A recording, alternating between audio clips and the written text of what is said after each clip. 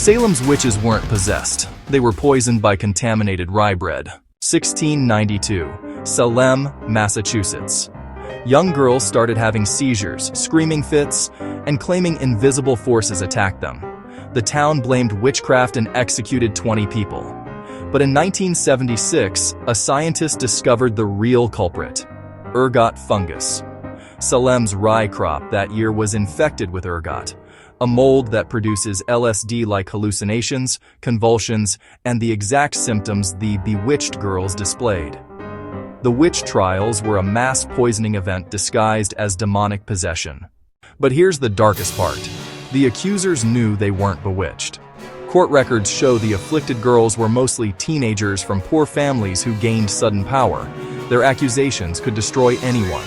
They targeted successful women who owned property, spoke their minds, or refused to conform.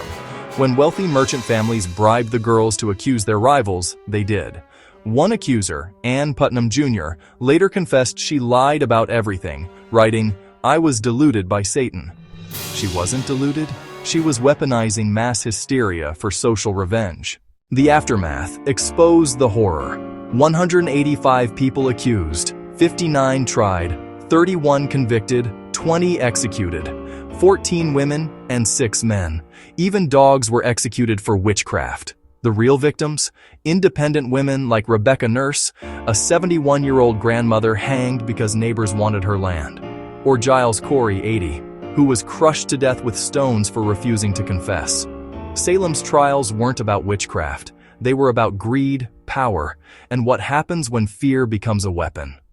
Massachusetts formally apologized in 1957. It took 265 years.